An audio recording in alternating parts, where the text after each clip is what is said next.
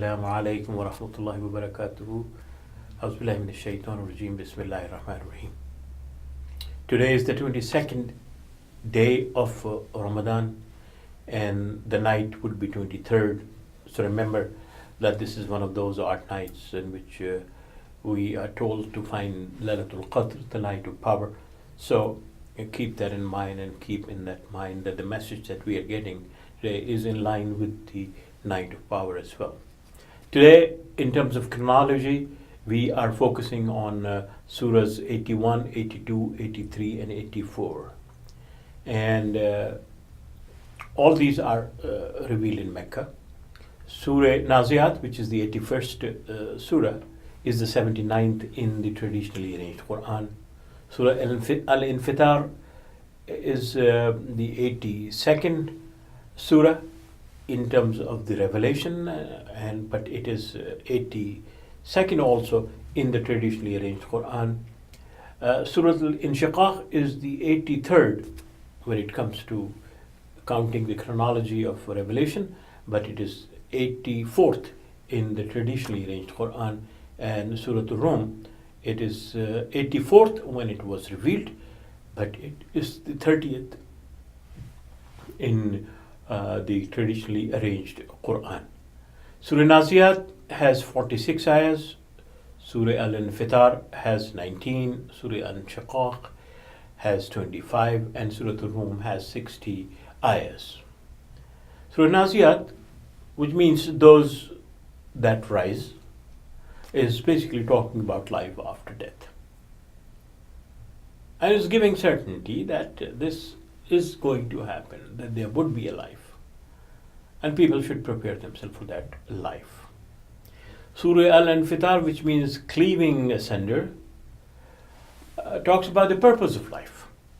What is the purpose of life? Why are we here in this world? We're not part of an accident. We are not part of a blunder on the part of some people, or we are not what we call the illogical or unconceivable product of the mixture of the chemicals. We were created purposefully, and that purpose has to be found out, and the purpose has been explained in the divine scriptures, in the divine guidance, so that the human beings don't have to basically rely on the assumptions about the purpose of life. So that is what needs to happen. And then Al-Inshiqaq, which means the splitting asunder, is basically talking about the Creator and the power of the Creator, and that the things that God Almighty has created need to be pondered about, need to be researched, need to be explored in order to understand the mechanism of their functioning, so that we could learn lessons from that, and then employ those lessons in our everyday life.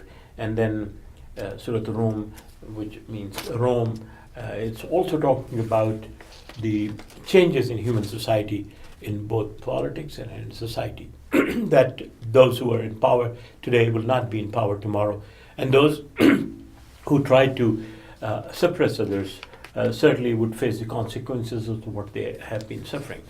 Drawing from that kind of thing, it also alludes to the life in the family setting, and it gives the idea that the matrimonial ties that people develop are developed primarily for the purpose of creating peace in a smaller environment, so that the people could be trained to live that peace in a bigger environment.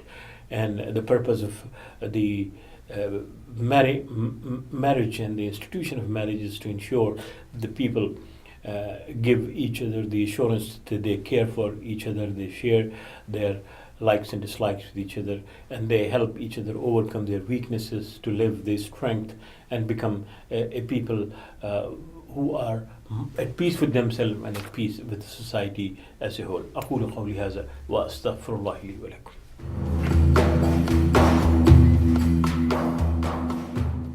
We hope you enjoyed the video. Please subscribe to our channel.